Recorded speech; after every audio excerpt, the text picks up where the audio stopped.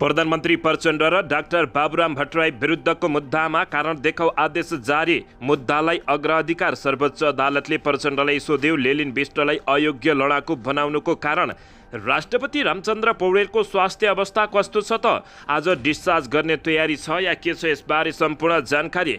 पशुपतिको जलहरी प्रकरणमा सदस्य सचिव थापाले रुँदै भने जलहरी प्रकरणमा भ्रष्टाचार गरेको भए मृत्युदण्ड भोग्न तयार छु। असन्तुष्ट पक्षलाई मनाउँदै प्रधानमन्त्री पुष्पकमल दाहाल प्रचण्ड। नक्कली भुटानी शरणार्थी प्रकरणमा 10 वकिलको बहस। बालकृष्ण खाँड निर्दोषन, राज्य नै फसाउन लाग्यो। बालकृष्ण खाँडका वकिलले समय थपेपछि शरणार्थी प्रकरण मुद्दाको बहस लम्बियो। बुधबार थुनछेक आदेश नहुने। नक्कली भुटानी शरणार्थी प्रकरणमा खाँडलाई साधारण तारिखमा रिहाई गर्न अदालत सामु राखिए यस्ता शर्त। 40 किलोमिटर पर कोकाहाको पानी धरानमा झारेपछि धरानका मेयर हर्क साम्पाङ रोए। सरकारी होस् कि निजी विद्यालयमा तालाबन्दी हुन नदिने काठमाडौँका मेयर बालेन्द्र शाहको घोषणा। बालेनको निर्देशनमा काठमाडौँ महानगरपालिकाभित्रका विद्यालयमा लगाइएको ताला खोलियो। रवि लामिछाने, बालेन शाह र हर्क साम्पाङको प्रशंसा गर्दै नेकपा एमालेका नेता गोकुल बास्कोटाको टिप्पणी सकारात्मक थ्रेड पनि मजा आउँदो रहेछ। लगातार उकालो लागिरहेको शेयर बजारमा आज पनि उच्च अङ्कको वृद्धि। गौतम बुद्ध विमानस्थलमा नेपाल एयरलाइन्सको नियमित उडान सुरु। मधेसका मुख्यमन्त्री यादवले पाए 100% विश्वासको मत। अन्तर प्रदेश चल्ने सवारी साधनले अनिवार्य रूपमा सङ्घबाटै अब अनुमति लिनुपर्ने। यी ठाउँमा परिरहेको छ अहिले पनि पानी। दिउँसो र रातिको मौसम कस्तो छ त? यसबारे सम्पूर्ण जानकारी। सभापति शेरबहादुर देउबा उपचारका लागि सिङ्गापुर प्रस्थान। र नाइजेरियामा डुङ्गा दुर्घटना हुँदा 100 जनाको मृत्यु। सभामुख देवराज घिमिरेको टिप्पणी। राजनीतिक दललाई तातो नलागेपछि रमिता हेर्नुपर्ने अवस्थामा पुगे। विद्यालय कर्मचारीको सुविधा वृद्धि गर्न पहल गर्ने प्रधानमन्त्री पुष्पकमल दाहाल प्रचण्डको प्रतिबद्धता। स्वास्थ्य मन्त्री बस्नेतद्वारा राष्ट्रपति रामचन्द्र पौडेलको स्वास्थ्य अवस्थाबारे जानकारी। नागरिकताको माग गर्दै माइतीघरमा युवकहरूले गरे आफैलाई जलाउने प्रयास। अब हेर्नुहोस् पुरा समाचार।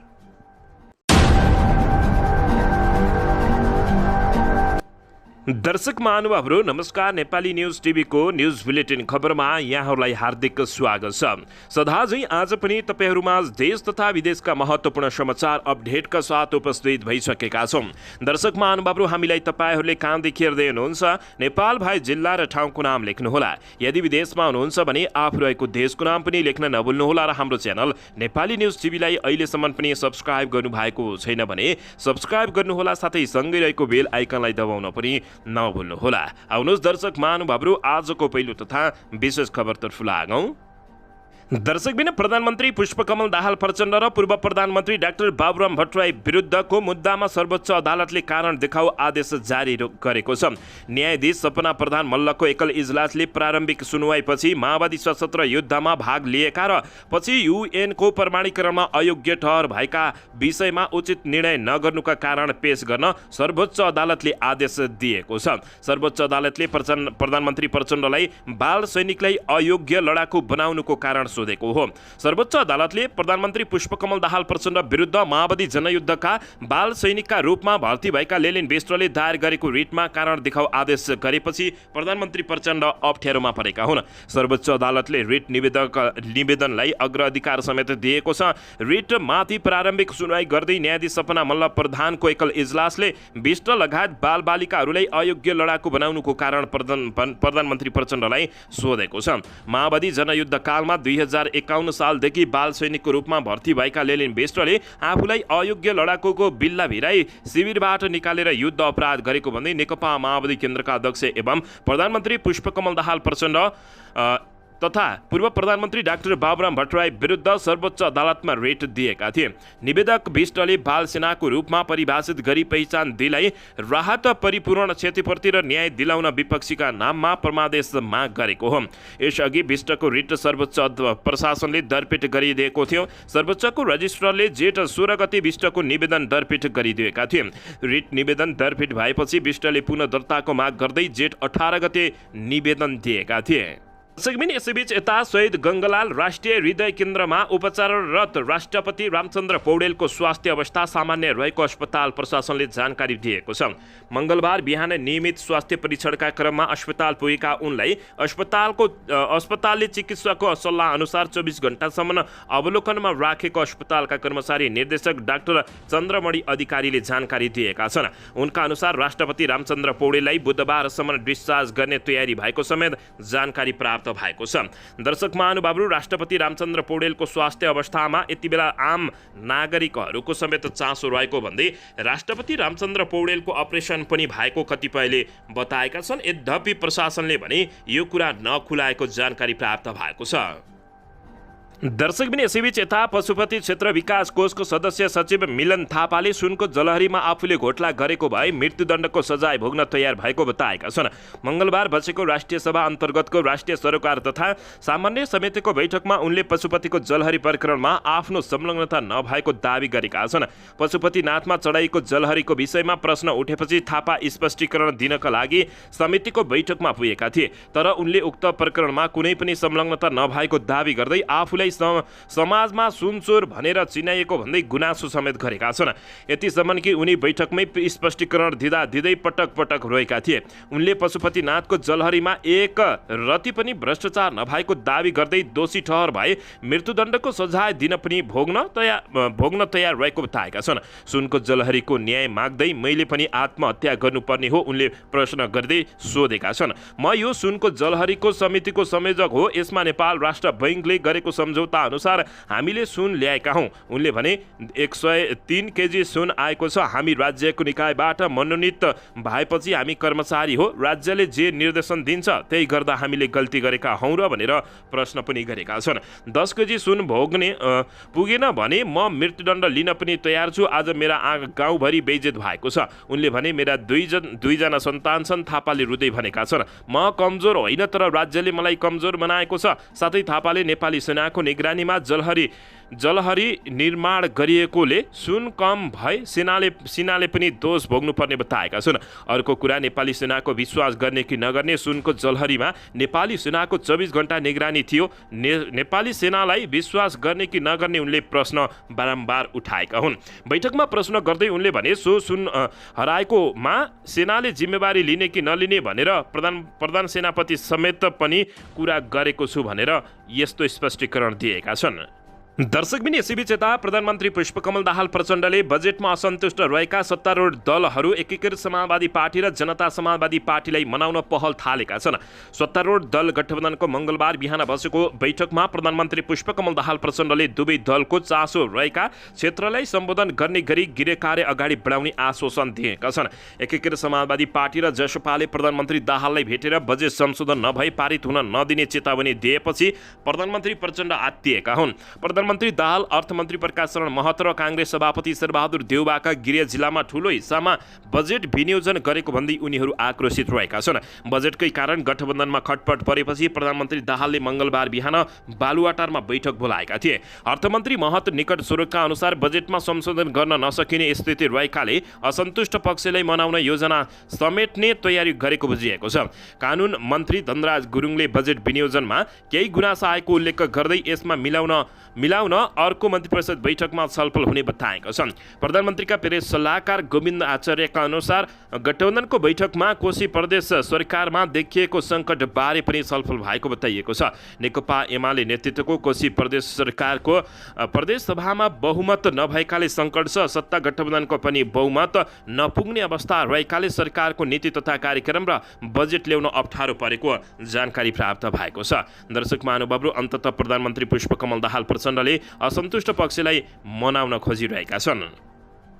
दर्शकबिन यसैबीच यता नक्कली भुटानी शरणार्थी प्रकरणका अभियुक्त बालकृष्ण खाँडका वकिलले समय थपेपछि शरणार्थी प्रकरणमा मुद्दाको बहस लम्बिएको छ। बुधबार थुन्चेक बहस आदेश हुने भन्दा भनेको अवस्थामा नहुने बताइएको छ। पूर्व गृहमन्त्री बालकृष्ण खाँडलाई फसाउन राज्य लागेको जिकिर समेत उनका वकिलले बताएका छन्। दर्शक महानुभावहरू, पूर्व गृहमन्त्री बालकृष्ण खाँडलाई फसाउन राज्य लागेको जिकिर उनका वकिलले थुन्चेक बहसका क्रममा गरेपछि यति बेला हङ्गामा मचिएको छ। मङ्गलबार जिल्ला अदालत काठमाडौँमा बालकृष्ण खाँडका तर्फबाट थुनचेक बहस गरेका 10 जना वकिलले नै बालकृष्ण खाँडलाई थुनामुक्त गर्न माग गरेका छन्। काठमाडौँ जिल्ला अदालतका न्यायाधीश प्रेम प्रसाद नेउपानेको इजलासमा मङ्गलबार बहस सुरु भए पंकज कर्णले कुनै पनि जाहेरीमा खाँडको नाम नरहेकाले उनलाई अभियुक्त बनाउनै नमिल्ने तर्क गरेका छन्। कुनै पनि मुद्दाको सुरु जाहेरीबाट हुनु पर्यो, तर बालकृष्ण खाँड विरुद्ध कुनै पनि जाहेरी परेको छैन। ती जाहेरीमा बालकृष्ण खाँडबारे केही कुरा उल्लेख छैन उनले भनेका छन्। उहाँ 2078 असार 29 गते मन्त्री बन्नुभन्दा अगाडि नै यो प्रकरणको सुरुवात भएको बताएका छन्। अधिवक्ता कर्णले न्यायिक उपचार खोज्ने मान्छे आफू पहिले सफा हुनुपर्ने तर्क गरेका छन्, तर यो प्रकरणमा जाहेरवाला नै पैसा उठाउँदै हिँडेका छन्। उनीहरू आफै कृत्य गरेर अमेरिका जान खोजेका हुन् उनले बताएका छन्। प्रारम्भिक अनुसन्धान प्रतिवेदनमा पनि बालकृष्ण खाँडको नाम छैन। उनले भने छुटेका भुटानी तेस्रो मुलुकमा पठाउने भनिएको हो, छुट भुटानीमा नेपाली पठाउने भनेर कहाँ उल्लेख गरिएको छ र भन्दै प्रश्न गरेका छन्। बालकृष्ण खाँडले खाँड विरुद्धको अभियोग पत्र नै गलत नियतका साथ आएको जिकिर गरेका छन्। उनीहरूपछि बहस गरेका नेपाल भारका पूर्व अध्यक्ष शेरबहादुर केसीले पनि बालकृष्ण खाँडलाई फसाइएको दावी गरेका छन्। केसीले भने खाँडको यसमा कोही संलग्नता छैन, उहाँ त यो देशको परिवर्तनमा ठूलो योगदान गरेका नेता हो। उनले भने अहिले पनि निवर्तमान गृहमन्त्री काङ्ग्रेसका केन्द्रीय सदस्य र तरुण दलको नेतृत्व गरिसकेका नेता हो, उहाँ विरुद्ध राज्य लागेको हो भन्दै प्रश्न गरेका छन्। आरोपितलाई पक्राउ गर्न थालेपछि बालकृष्ण खाँडलाई कहाँबाट तान्ने भनेर त्यो जाहेरीमा नाम उल्लेख गराउन लागि समेत उनले आरोप लगाएका छन्। शरणार्थी सम्बन्धी पन्थी कार्यालयको प्रतिवेदन कृत्यमा पनि बालकृष्ण खाँडको संलग्नता नरहेको उनले बताएका छन्। पन्थी कार्यदलको प्रतिवेदन कृत्यमा तत्कालीन गृह सचिव फणीन्द्रमणि पोखरेल र सागरमणि पाठक जिम्मेवारी रहेको समेत उनको दावी रहेको छ। दर्शक महानुभावहरू अन्ततः बुधबार आउने भनेको थुनचेक बहसको आदेश नआउने जानकारी प्राप्त भएको छ। दर्शकबिन यसैबीच यता रवि लामिछाने, बालेन्द्र शाह र हर्क साम्पाङको प्रशंसा गर्दै नेकपा एमालेका नेता गोकुल प्रसाद बास्कोटाले सकारात्मक ट्रेड पनि मजा हुँदो रहेछ भनेका छन्। नेकपा एमाले भित्र संघीयता, निर्वाचन प्रणाली लगायतका विषयमा फरक मत राख्दै आएका नेता गोकुल प्रसाद बास्कोटाले रवि लामिछाने, बालेन्द्र शाह र हर्क साम्पाङको प्रशंसा गर्दै उनीहरूले ठूला दलहरूलाई सकारात्मक ट्रेड दिएको टिप्पणी गरेका छन्। रवि लामिछाने निर्वाचन प्रणाली बदल्ने कुरा गरेको, बालेनले माओवादीका विद्यार्थीले विद्यालयमा लगाएको ताला फोडेको र हर्क साम्पाङले धरानमा पानी ल्याउन सफल भएको भन्दै बास्कोटाले सधैँभरि सबैतिर यस्तै होला भन्ने प्रश्न समेत गरेका छन्। बास्कोटाले भने धरानले धारो ल्याएछन्, बालेनले बन्द ताला तोडेछन् अनि रवि लामिछानेले सम्पूर्ण संरचना बदलिदिने प्रस्ताव पेश गर्दैछन्। आज साँझ पखका समाचारहरू नकारात्मकता र केवल नकारात्मकतामा आत्मरमिता रमाउने भन्दा भिन्न लाग्यो है मलाई उनले बताएका छन्। सकारात्मक थ्रेड पनि मजा हुँदो रहेछ, सधैँभरि सबैतिर यस्तै होला त भन्दै उनले प्रशंसा गरेका छन्। नेकपा एमाले पोलिट ब्युरो सदस्य तथा पूर्व मन्त्री गोकुल प्रसाद बास्कोटाले पार्टीको पछिल्लो कार्य विभाजनलाई सिडिओ सरुवाको शैली भन्दै असहमति जनाएका छन् भने प्रदेश संरचना खारेज गर्ने उनको प्रस्ताव अध्यक्ष केपी शर्मा ओलीले पछिल्लो बैठकमा अस्वीकृत गरिदिएका थिए।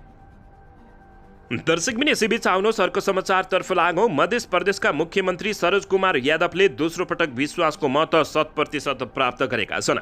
मङ्गलबार आकस्मिक रूपमा बोलाइएको प्रदेशसभा बैठकमा उपस्थित कुल 103 प्रदेशसभा सदस्य मध्ये मुख्यमन्त्रीको पक्षमा 103 अर्थात् 100% मतदान भएको छ। नेकपा एमाले सरकारलाई दिएको समर्थन फिर्ता लिएपछि मध्य प्रदेशका मुख्यमन्त्री सरोज कुमार यादव दोस्रो पटक विश्वासको मत प्राप्त गरेका छन्। मुख्यमन्त्री यादवले पहिलो पटक पनि 100% नै मत प्राप्त गरेका थिए। यसअघि प्रदेशसभाका 100% सदस्यहरूको विश्वासको मत पाएका मुख्यमन्त्री यादवले नेकपा एमाले बाहिरिए पनि सरकारसँग 2/3 सदस्यको समर्थन रहेको भन्दै विश्वासको मत लिन आलटाल गरिरहेका थिए। सत्तारूढ दल गठबन्धनबाट नेकपा एमाले बाहिरिएको 30 दिनभित्र विश्वासको मत लिनुपर्ने थियो। 30 दिनभित्र विश्वासको मत नलिए अदालतबाट रिट पर्ने र त्यो मुख्यमन्त्रीको अनुकूल नहुने उनका कानुन व्यवसायीले सल्लाह दिएपछि मुख्यमन्त्री यादवले मङ्गलबार साँझ 5 बजे प्रदेशसभाको आकस्मिक बैठक परिषद बोलाएर विश्वासको मत लिएका हुन्। प्रदेशसभाका सभामुख रामचन्द्र मण्डलले प्रस्तावको पक्षमा 103 र विपक्षमा 0 मत खसेको सभालाई जानकारी दिएका थिए। 107 सदस्यीय प्रदेशसभामा मंगलबार 3 सदस्य अनुपस्थित रहेका हुन्। सभामुख मण्डलले भने मत विभाजन प्रक्रियामा सहभागिता जनाएनन्। मुख्यमन्त्री यादवले प्रदेशसभाको पहिलो ठूलो दल नेकपा एमाले र दोस्रो ठूलो दल नेपाली कांग्रेसको पनि विश्वासको मत प्राप्त गरेका छन् भने प्रदेशसभामा प्रतिनिधित्व गर्ने 10 वटै दलले उनलाई विश्वासको मत दिएको जानकारी प्राप्त भएको छ। दर्शकबिन यसैबीच यता नेपाली कांग्रेसका सभापति एवं पूर्व प्रधानमन्त्री शेरबहादुर देउबा स्वास्थ्य उपचारका लागि सिङ्गापुर गएका छन्। उनी नियमित स्वास्थ्य फलोअपका लागि गैर राति त्यसतर्फ प्रस्थान गरेको उनका प्रमुख स्वकीय सचिव भानु देउबाले जानकारी दिएका छन्। सभापति शेरबहादुर देउबाले केही वर्ष अघि पेटमा समस्या देखिएपछि सिङ्गापुर उपचार गराएका थिए। सभापति देउबासँग प्रमुख स्वकीय सचिव भानु देउबा पनि छन्। पछिल्लो पटक प्रधानमन्त्री भएपछि विभिन्न तहका निर्वाचन र पार्टीको महाधिवेशनमा व्यस्त हुनु परेका कारण सभापति शेरबहादुर देउबाको नियमित स्वास्थ्य फलोअप हुन नसकेको जानकारी प्राप्त भएको छ। दर्शकबिन यसैबीच यता नागरिकताको माग गर्दै काठमाडौँको माइतीघरमा एक युवकले आफैलाई जलाउने प्रयास गरेका छन्। मंगलबार काठमाडौँको माइतीघर मण्डलमा नागरिकताको माग गर्दै पेट्रोल छर्किएर आफ्नै शरीरमा आगो लगाएका हुन्। जेठ 17 गते राष्ट्रपति रामचन्द्र पौडेलबाट प्रमाणीकरण भएको नागरिकता विधेयकमाथि सर्वोच्च अदालतले नागरिकता विधेयक कार्यान्वयनमा रोक लगाएपछि नागरिकता विहीन संघर्ष समितिले माइतीघरमा निरन्तर प्रदर्शन गर्दै आएको हो। सोही क्रममा युवकले आफैलाई पेट्रोल खनाएर आगो लगाएका हुन्। प्रहरीले उनलाई उद्धार गरेर ट्रमा सेन्टर लगेको छ। उनी मोरङका अटारियाका निरज कुमार कामत रहेको बताइएको छ। उनी नागरिकता विहीन संघर्ष समितिका सदस्य समेत हुन् भने आत्मदाहको प्रयासपछि माइतीघर मण्डलमा सर्वोच्च अदालत र सरकारको विरोध भएको छ। आन्दोलनकर्ताले सर्वोच्च अदालतले आफूहरूलाई न्याय नदिएसम्म काठमाडौँमा आन्दोलन जारी राख्ने चेतावनी समेत दिएका छन्। सरकारले जारी गरेको नागरिकता ऐन विरुद्ध सर्वोच्च अदालतमा परेको रिट विचाराधीन अवस्थामा रहेको छ। तत्कालीन राष्ट्रपति विद्यादेवी भण्डारीले प्रमाणीकरण नगरेर थाती राखेको नागरिकता विधेयक मन्त्री परिषदको अनुरोधमा राष्ट्रपति रामचन्द्र पौडेलले प्रमाणीकरण गरेपछि त्यस विरुद्ध रिट दायर भएको थियो। नागरिकता विधेयक प्रमाणीकरण गर्दा संवैधानिक व्यवस्थाको दुरुपयोग गरिएको रिट निवेदकको तर्क रहेको छ। दर्शकबिन यसैबीच यता जल तथा मौसम विज्ञान विभागले हाल देशमा पश्चिमी वायुका साथै भारतको बिहारमा रहेको न्यूनचापीय प्रणालीको आंशिक प्रभाव रहेको देखिएको जानकारी दिएको छ। विभागका अनुसार हाल कोशी प्रदेश, मध्य प्रदेश, बागमती प्रदेश र गण्डकी प्रदेश लगायतका देशका पहाडी भूभागमा आंशिकदेखि सामान्य बदली रही बाँकी भूभागहरूमा आंशिक बदलीदेखि मौसम सामान्यतया सफा रहेको जानकारी दिएको छ।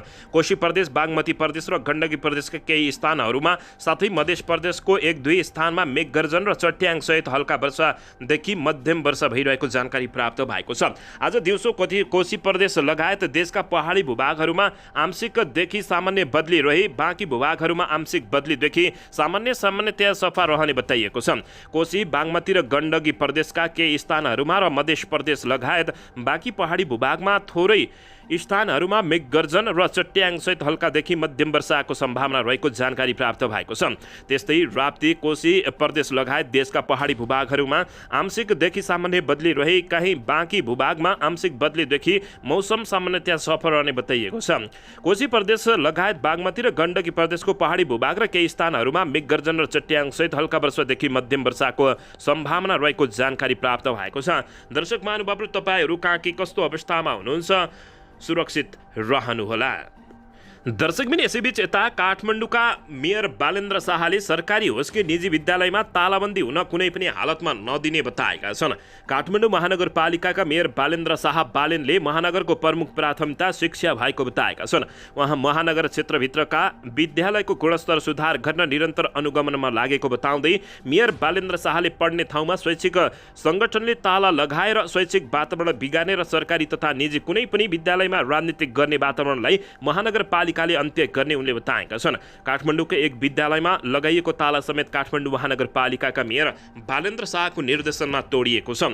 उनले भनेका छन्, हामी महानगरपालिकाभित्रका विद्यालयको गुणस्तर सुधार गर्न निरन्तर लागि परिरहेका छौँ र महानगरपालिकाले आफ्नो क्षेत्रभित्र पर्ने विद्यालयको अनुगमन र नियमन गर्ने हो। यदि कुनै विद्यालयले नियमको पालना नगरे काठमाडौँ महानगरपालिकालाई उजुरी गर्ने हो। पढ्ने ठाउँमा ताला लगाएर एक अमुक दलको शैक्षिक सङ्गठनले अपराध गरेको छ, चाहे सो विद्यालय विद्यालय सरकारी होस् वा निजी, हामी विद्यालयमा राजनीति गर्ने कुरा कल्पना पनि गर्न नसक्ने काठमाडौँका मेयर बालेन्द्र शाहले बताएका छन्। त्यसैले हामी महानगरपालिकाभित्रका विद्यालयमा लगाएको ताला फेरेर नियमित शैक्षिक क्रियाकलाप अगाडि बढाएका छौँ, काठमाडौँ महानगरपालिकाका मेयर बालेन्द्र शाहले बताएका हुन्। दर्शकबिन यसैबीच लगातार उकालो लागिरहेको शेयर बजारमा आज पनि उच्च अङ्कको वृद्धि भएको छ। यो साता लगातार उकालो लागिरहेको शेयर बजारमा आज पनि उच्च अङ्कको वृद्धि देखिएको छ। नेपाल स्टक एक्सचेन्ज नेप्से परिसूचकमा आज 34.17 अङ्कले बढेर 2020.64 अङ्कमा कायम भएको जानकारी प्राप्त भएको छ। आज कारोबार रकम पनि बढेको छ। विभिन्न 270 कम्पनीका 1,08,01,693 किता सेयरहरू रु 4,12,66,95,943 मा कारोबार भएको बताइएको छ। आजको कारोबारमा 22 वटा कम्पनीको मूल्य मात्रै घटेको छ भने अरू सबै कम्पनीको बढेको जानकारी प्राप्त भएको छ। नेप्सेका सबै समूहको उपसूचक हरियो देखिएको छ। सबैभन्दा जीवन बीमा समूह 276.60 र निर्जीव बीमा समूह 224.90 अङ्कमा कायम रहेको जानकारी प्राप्त भएको छ। बैंकिङ समूह 7.36, विकास बैंक 58.14, वित्तीय 36.92, होटल तथा पर्यटन 103.76, जलविद्युत 48.75, लगानी समूह 1.36 अङ्कले बढेको जानकारी प्राप्त भएको छ। दर्शक महानुभावहरू, लगातार उकालो लागिरहेको शेयर बजारमा आज पनि उच्च अङ्कको वृद्धि भएको खबर प्राप्त भएको छ। दर्शकबिन यसैबीच आउनुहोस् अर्को समाचारतर्फ लागौँ। अन्तर प्रदेश सञ्चालन हुने सबै सार्वजनिक सवारी साधनले सञ्चालनका लागि आवश्यक अनुमति र परीक्षण सङ्घीय सरकार अन्तर्गत विभागमा गर्नुपर्ने बताइएको छ। अन्तर प्रदेश सञ्चालन हुने सवारी साधनमा बाटो, इजाजत पत्र, स्तर कायम, जाँच पास, प्रदूषण परीक्षण गर्ने अधिकार सङ्घीय सरकारको भए पनि अहिलेसम्म प्रदेशले नै गर्दै आइरहेको विभागका प्रवक्ता ईश्वरी दत्त पनेरुले बताएका छन्। उनका अनुसार यात्रुवाहक र मालवाहक दुवै सवारी साधनमा यो नियम लागू गराउन लागि हो। संविधान अनुसार अन्तर प्रदेश चल्ने सवारी साधनको व्यवस्थापन विभागको कार्यक्षेत्र भए पनि प्रदेश अन्तर्गत कार्यालयहरूले काम गर्न नछाडेको उनले बताएका छन्। कार्यालयले सेवा लिएर आएका सेवा गराईहरूलाई अनुमति दिइरहेको उनले जानकारी दिएका छन्। विभागले अहिले यातायात व्यवस्था लगायत सबैलाई विभागमा बोलाएरै सङ्घीय कार्यालयबाट अनुमति लिन भनेको छ। उनले सबै सरकारवालाहरूलाई सम्झाउन अहिले परिपत्र गरिएको छ। प्रदेशले सेवा दिए पनि सरकारलाई आउने राजस्व आइरहेको र नागरिकहरूलाई पनि सजिलो भएकाले सङ्घीय कार्यालयबाटै अनुमति लिन बाध्य नगरिएको प्रवक्ता पनेरुले जानकारी दिएका छन्। दर्शक महानुभावहरू, यसैबीच आउनुहोस् अर्को समाचारतर्फ लागौँ। नाइजेरियामा डुङ्गा दुर्घटना हुँदा 100 जनाको मृत्यु भएको छ। नाइजेरियामा डुङ्गा दुर्घटना हुँदा 100 जनाको मृत्यु भएको छ। विवाह समारोहमा उपस्थित भएर फर्किँदै गर्दा डुङ्गा दुर्घटना हुँदा ठूलो क्षति भएको जानकारी प्राप्त भएको छ।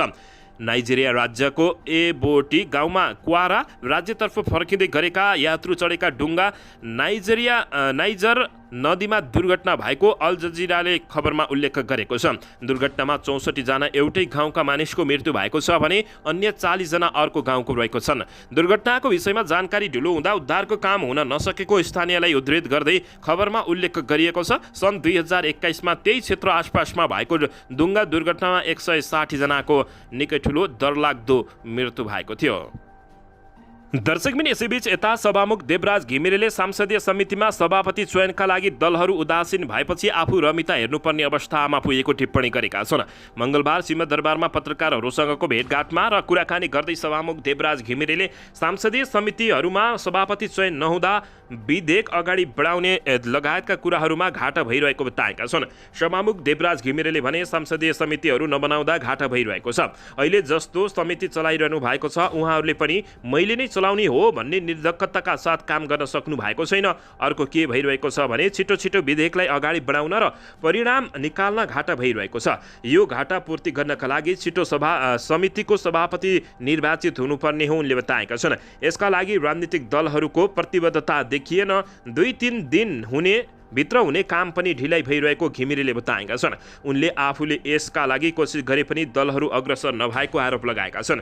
देवराज घिमिरेले भने छलफल गरेपछि कुरा यही हो, आखिर संख्या यही हो, व्यक्ति यिनै हुन्, पार्टी यिनै हुन्, 2-3 दिनभित्र हुने काम उहाँहरू लाग्न सक्नु नभएको बताएका छन्। साथै धेरै कोसिसहरू गरियो, म त रमिता हेरेर बस्नुपर्ने अवस्थामा पुगेको देवराज घिमिरेले बताएका छन्। जिम्मेवारीको हिसाबले रमिता हेर्नुपर्ने कुरा नहुने तातो लागेपछि त रमिता हेर्ने अवस्थामा पुगे, किनभने हिजो मात्रै सूचना निकालिदिउँ भनेर सचिवालयसँग कुराकानी गरेको थिएँ। सूचना निकालेपछि तातो लाग्छ कि भनेर त्यसो नगरौँ भन्ने कुरा भयो। दलका प्रमुख सचेतकहरू दलका प्रमुख नेताहरूलाई पटक पटक भन्ने गरेको छु उनले बताएका छन्। दर्शकबिन यसैबीच यता प्रधानमन्त्री पुष्पकमल दाहाल प्रचण्डले विद्यालय कर्मचारीको सुविधा वृद्धि गर्न पहल गर्ने बताएका छन्। प्रधानमन्त्री पुष्पकमल दाहाल प्रचण्डसँग विद्यालय कर्मचारीको जारी आन्दोलनको सम्बोधन बारे हिजो शिक्षक नेताहरूले भेटवार्ता भएको जानकारी प्राप्त भएको छ। सो सम्बोधन एवं सङ्घीय शिक्षा ऐन यथाशीघ्र जारी गराउने प्रयत्न अन्तर्गत आज प्रधानमन्त्री पुष्पकमल दाहाल प्रचण्ड उनको कार्यकक्षमा सिंहदरबारमा विचार विमर्श भएको नेपाल शिक्षक महासङ्घका महासचिव लक्ष्मी किशोर सुवेदीले जानकारी दिएका छन्। प्रधानमन्त्री दाहालले विद्यालय कर्मचारीको सुविधा वृद्धि गर्न पहल गर्ने समेत बताएको उनले बताएका हुन्। दर्शकबिन भेटमा महासङ्घका अध्यक्ष कमल तुलाधार, नेपाल शिक्षक सङ्घका अध्यक्ष सोमनाथ गिरी, नेपाल राष्ट्रिय शिक्षक सङ्गठनका अध्यक्ष विष्णु भण्डारी अनेसी, सङ्गठनका अध्यक्ष शङ्कर अधिकारी र रेशमलाल चापागाई रहेको जानकारी प्राप्त भएको छ। विद्यालय कर्मचारीको सुविधा वृद्धि गर्न पहल गर्ने प्रधानमन्त्री पुष्पकमल दाहाल प्रचण्डले प्रतिबद्धता जनाएको बुझिएको छ।